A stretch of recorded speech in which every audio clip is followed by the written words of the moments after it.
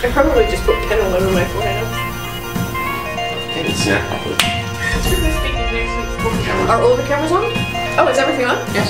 Oh, E1 film. I think our director is saying we should get started. You can do that. Are we good? I know, smooth. You did. That's great. We're recording? That's a signal to stop. Hi everybody and welcome to episode 13 of Knights of the Round Table. Today we are discussing the film Army of Darkness, released in 1993. This is a farcical tale of a man sent back in time by an evil book. That's all I can say. And then shenanigans, lots of shenanigans. I'm sitting here today with Éric, Desmarais. Hope I got that right. Close enough. Close enough.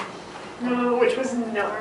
And I'm going to start with general impressions of the film, so... It definitely sounds a lot classier when you say its name than when I say it. Army of Darkness, as opposed to Army of Darkness. I had seen this movie when I was 9. Oh, you must have loved it. I absolutely loved it. This is the perfect 12-year-old boy who probably shouldn't be watching it kind of movie.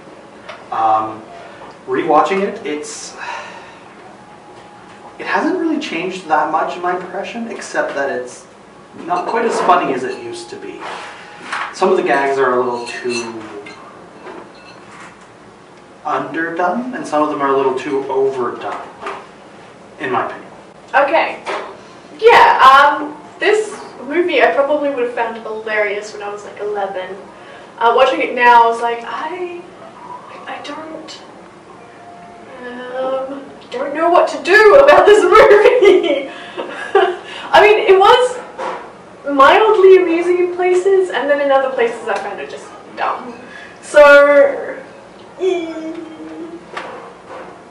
I imagine it'd be really funny to watch if you were high. I guess. I don't know.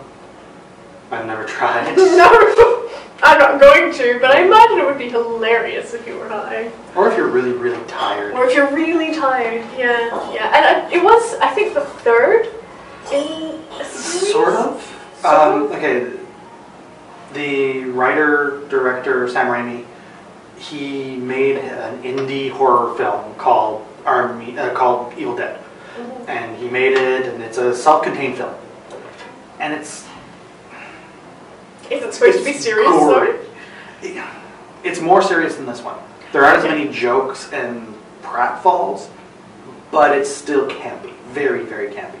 Okay. And then he remade Evil Dead into Evil Dead 2, and he made it funnier and campier, and kept Ash more of a hero as opposed to stupid idiot, which, I mean, goes throughout the whole series. But, and then he made a sequel to Evil Dead 2 as Army of Darkness. And then they remade Evil Dead 1 recently as a horror movie. As a proper horror movie. Yeah, yes. Okay, I think that might be my problem with this movie. It was more camp than it was funny. Yes, and it was, I think, supposed to be a commentary on horror movies at the time, which were really the 90s, 80s supernatural horror that had gone from kind of scary with Michael Myers and Halloween to, okay, what the hell's going on in, like, the one with the guy who kept eating people's eyes. Got that now, is it? Jeepers Creepers. Oh, yeah, no. See, I'm not a big horror movie person. Okay. So, I don't really watch them. I really love creature horror movies and supernatural horror movies. So this is like right in my, probably was my gateway drug. Oh, okay. That, Halloween, Fair enough. Evil, what was the other one?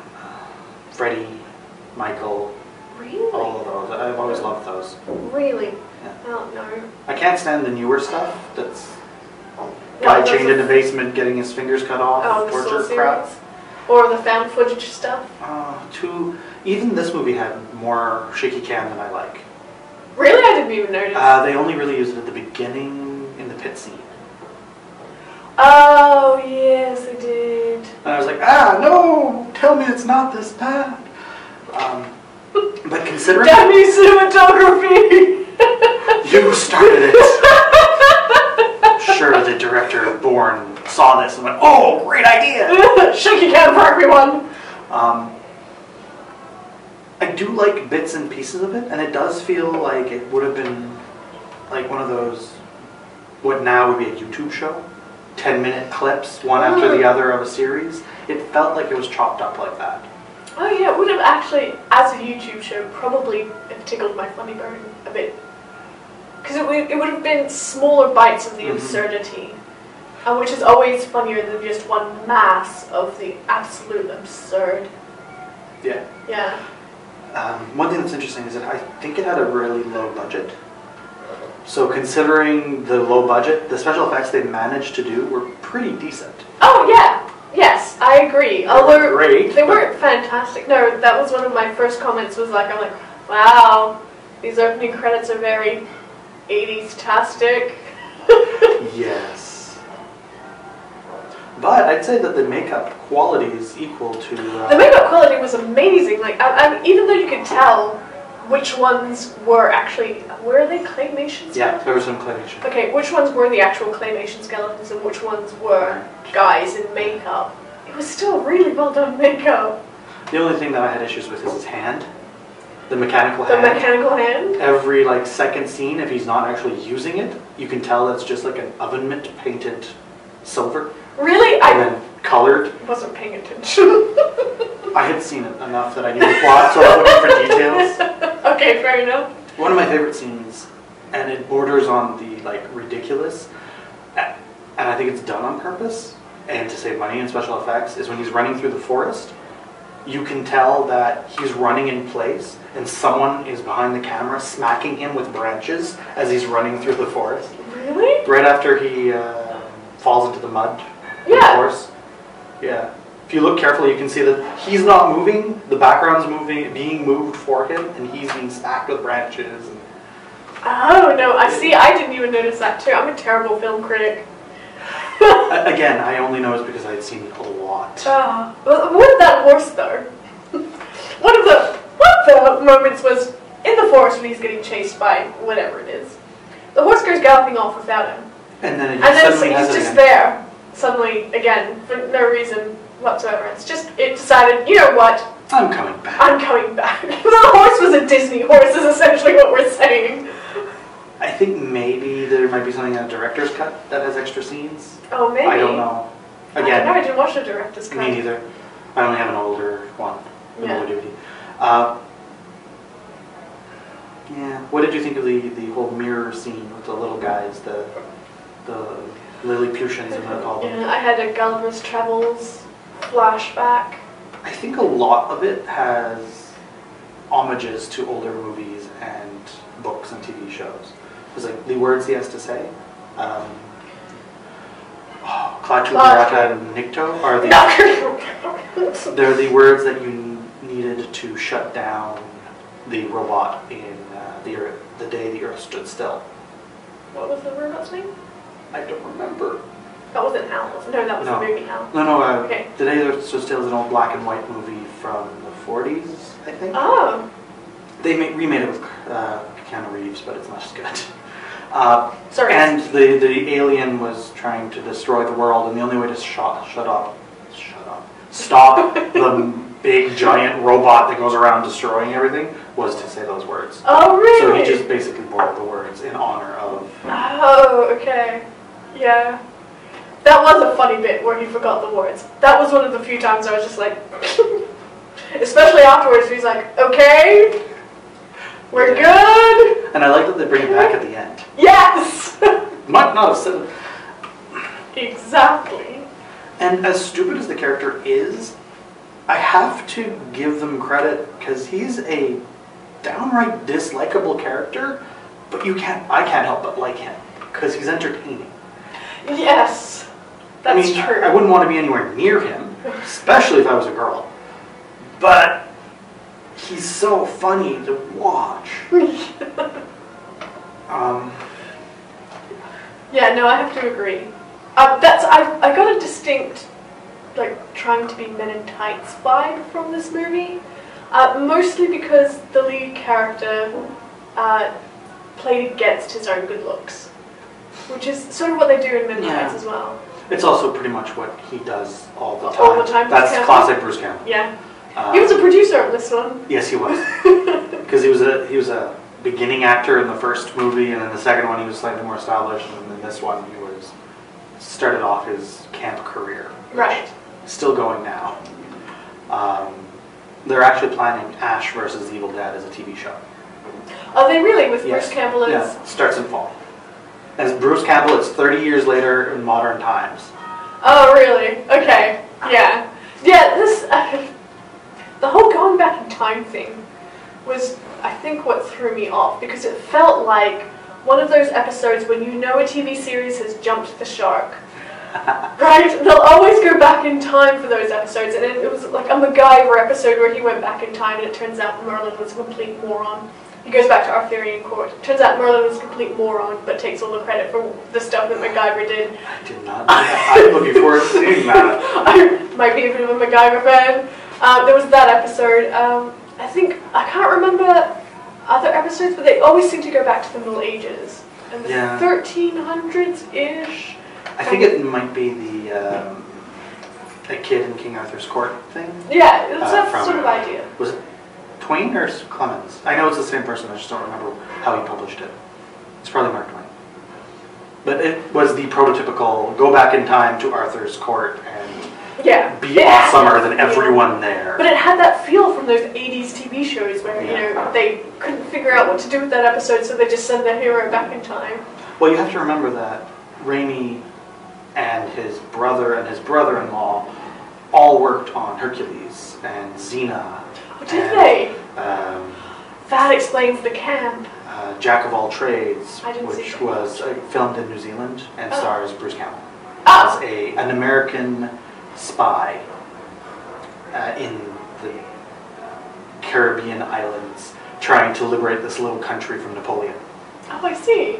And he's partnered with a sexy British spy. Naturally. It's a half-hour show. But they worked on all of those, so it feels like those campy episodes. It does, because they knew what they were doing. Actually, they do recognize, he inserted parts of Hercules and Xena in there, so the double that ends up becoming the general, bad guy, he does the Xena war cry. Yes, I saw that, and I was like, is that... I didn't connect it to Xena, though, specifically, because I'm like, isn't that what women do in the Middle East? Is that not what they're called? I'm so confused! It was a callback to Xena. Oh, okay. The other thing that's fun to do with any Sam Raimi movie is spot the actors, because Ted Raimi, his brother, plays 4 roles in this movie as background. And he's in every single movie he's ever done, including Spider-Man 1, 2, and the one that isn't named. And Bruce Campbell is in all of his other movies too. Really? Even in his bit parts, so including Spider-Man's. Well, now I have to go back and watch, because I don't. He's the wrestling announcer in the first movie. He's the doorman that won't let Peter into the play for Mary Jane in the second movie. And I don't remember what he is in the third. But both of them are also in The Great and Powerful Oz that just came out recently. Really? Yeah. Because it was written and directed by Raimi again. Yeah. Well, that I knew. I didn't. Bruce Campbell is one of the guards who plays like extra silly for not letting them into the castle. Oh. Well then. And his brother is one of the foot soldiers. I recognize them also because they were in a lot of sci-fi, like Stargate and stuff like that from the time. Did you notice, okay, this is one thing that stood out for me, and I have no idea why, but in the castle scene just after Bruce Campbell's character Ash has escaped the pit, and he's being fed grapes, etc., etc., and then the wise man comes in, and standing behind the wise man is, I swear to God, a discount Saruman. Did you? Yes, I saw that, and I was like... He's wearing a red robe, and I'm like, you look vaguely like Christopher Lee. And we never see him again. No, he's just there. And of course, I've been watching way too much the CinemaSins YouTube channel. So now every time I see something like that, my head immediately runs into the same spiel, like, discount Saruman, bing! So just... I Blame You, Jeremy of CinemaSins. Yeah. So that's one of the things that jumped out of. I hope he never does this episode. This movie. This movie. Oh. It'll just be ding, ding, ding, ding, ding, ding, ding, ding, ding, because they purposely made as many. Yeah, but I think he takes that into account. I'm fairly certain. One of the fun things is when you see the army of Henry the Red running down, you can actually see the director in running shoes and a T-shirt with them. Really? Where? Yeah. He's in one of the big crowds running down. Oh, no, I'm going to go back and rewatch that movie. There are a lot of little Easter eggs like that. Yeah. There's a lot of continuity errors because I think they shot it all and then cut it and weren't sure where to put things. So sometimes Ash has ash on his face and sometimes he doesn't. The horse comes back. For no reason. For no reason. Is that horse's name Max by chance? It was incredibly campy. And I think were there a lot of references to the earlier films? Because that might be... The first beginning, the whole like... Up until you get sucked into the portal was definitely from earlier films. But like, were many of the puns references to the earlier films? I don't know. Because I think half the reason why I didn't find it quite so funny was because I didn't pick up on all the puns that were being... I had seen this first. Oh, okay. And then I went back to watch the first two and was mildly horrified when I watched the first one because it's... Slightly more serious? Slightly more gory and horrifying. Like, nobody lives. It's a good horror movie and everybody dies horribly. The second one's a little bit better, but this is my favorite of the three. I like the camp over the... And I like the twist on like a hero story. Normally when you go back and the guy goes back in time, like you said, MacGyver, he does everything perfectly right. Everything is awesome. And Ash just screws everything up all the time. Yeah, that's true. Except for fighting. He's way better than anyone else at fighting, including mounted knights. Right? That's the other thing that I was like, the whole like training the pikemen montage. Let's get down to business. But when he was showing them how to fight, I'm like, these are like, they're supposed to know how to use these weapons, being as how these weapons are from their own damn time. Yeah. And there's also the fact that he fights with one of the pikes at one point, and the sword just cuts through it. You're like, wait, but you're using a broom handle? Yeah. What the hell's going on? And that same sword doesn't... Oh, wait, no, never mind. Because it was iron. Okay. The torch. I was thinking of the torch that he takes from the wall sconce. But I'm just realizing now it was probably iron, even though it looked like wood from where I was. Wooden torch tends to be a bad idea. Well, no, because... Well, yes. But the idea was that the stick would be wood. Mm-hmm. And then the things surrounding it would be like... But it looked like wood for me, but I'm thinking now that it was probably supposed to be iron. Yeah, sure, why the sword didn't cut through it or something. Right. This is probably one of the most quoted movies that I've heard in my gaming groups. Especially this is my boomstick, or good, bad, I'm the one for gun. Those were the only two I recognized. And only because of boomstick, because I hear that pretty much everywhere. Rather than this is my boomstick. Calling someone primitive screwheads. No, see, no. Hail to the king, baby. Give me some sugar. And, yeah. No. No. No. Apparently I need new friends. No, it's okay. Your friends have watched more enlightened movies. Enlightened movies. Was there anything you really hated about the movie? Oh, nothing that I really... Other than the anachronisms of the time. Yeah, I was going to say, the mix of armor, it's supposed to be the 1300s, and I'm seeing like Saxon armor and all of this other stuff. I'm like, clearly zero research was done. Although it was Henry and Arthur. See, then again, zero research was done, because Henry who? Was that Henry invading from France Henry? In which case, why did he have a Scottish accent? And came from the north? was it supposed to be King Arthur? In that case, why was it not 600 instead of 1300? 1300s was the War of the Roses, so the Welsh and the Normans were going at it like crazy, massive battles everywhere. Who knows?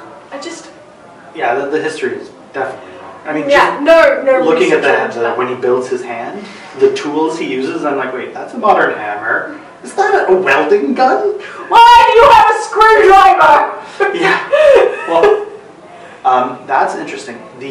I read the car that falls in with him was the director's car, and he had put it in every single one of his movies, more beat up every single time. So the stuff in that trunk wasn't product placement or anything like that, other than the chemistry book that he magically learns gunpowder in. Yeah. Everything in that trunk was just the director's stuff. Really? Yeah. There's also the scene where he takes apart his double. Oh, yes. And he pulls like these big iron chains with proper hooks. I'm like, wait a second, where did he find that? In 1300s, unused winches? Chains on winches. And yeah. But that's exactly why I had flashbacks to shows like MacGyver and other shows that drag people back to that time, because it's a TV show. You don't have time or money to hire a bunch of researchers to get the period right that you're sending them back to. And half the fun of it is the camp. It's true. Oh, come on, that can't happen. Yeah, it was fun, but I was watching the movie the whole time. My expression was just like, the entire movie. Well, I hope you giggled a few times. Well, I did giggle a few times, like when he screwed up the words. And he was like, "We're good? Okay? We're good. Excellent." That kind of stuff.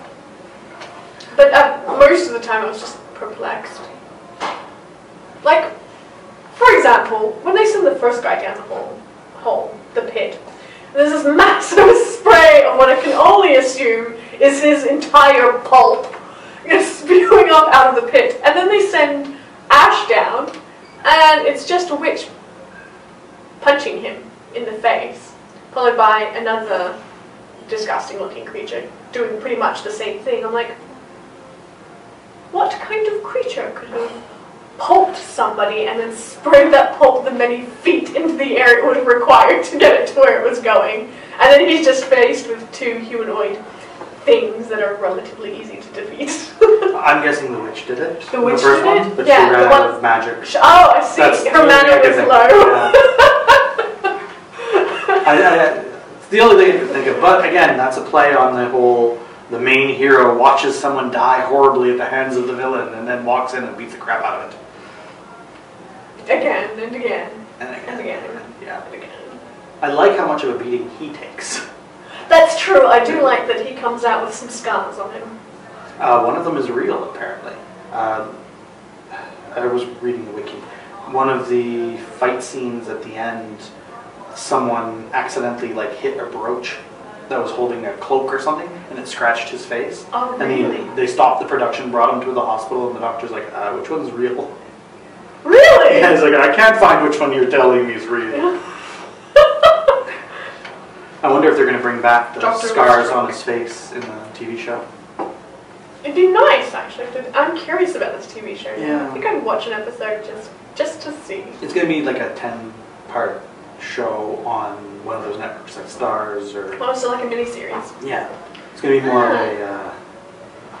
it's going to have a higher rating because of that. Like, you could never get away with what it is on ABC or NBC or typical cable. Okay. Okay, so final thoughts before you give it a star rating. My inner young teenage boy loved this movie. My gone through a literature program, did women's studies all herself, sort of had a lot of issues with both the history and the treatment of women. Yeah.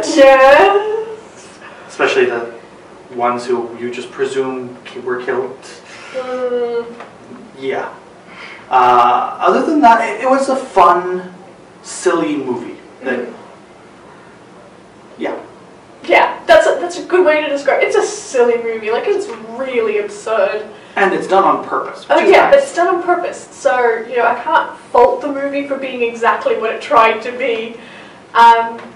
It did have me giggling at some point, at points, but I'm wondering if I'm missing out on a lot of the puns, because it felt like it should have been funnier, but wasn't. And it might also be like an age thing, because I remember I watched the movie, I keep comparing this to Men in Tights when I was quite young, and I love that movie to this day, even though it probably isn't nearly as funny as I remember. No, it is. Yeah. I watched it recently.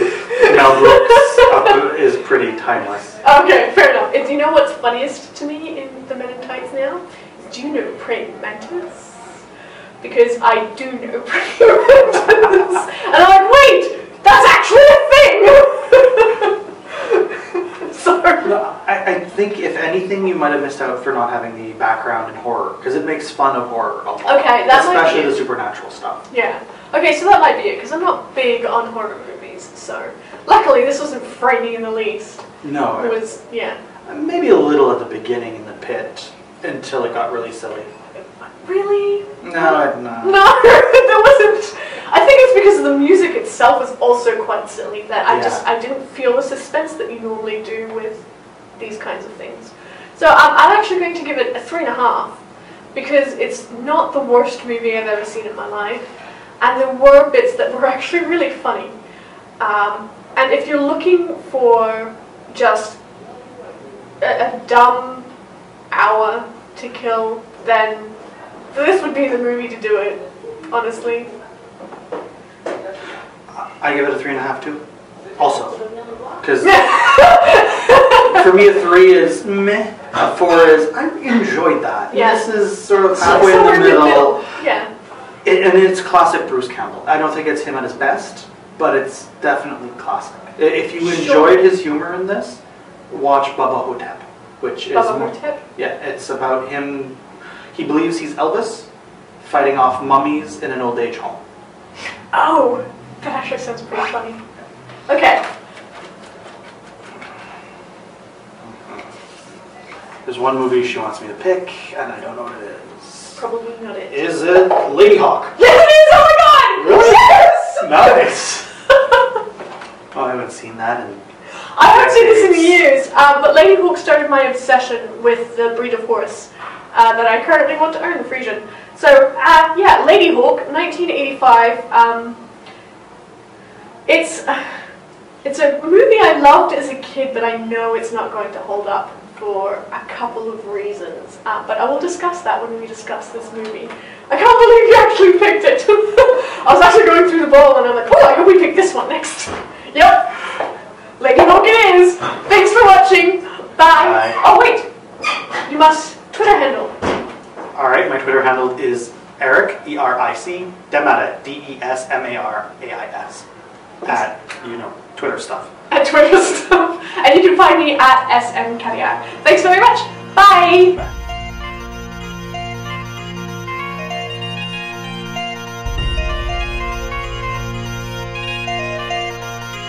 Except for this last bit. Except for this last bit.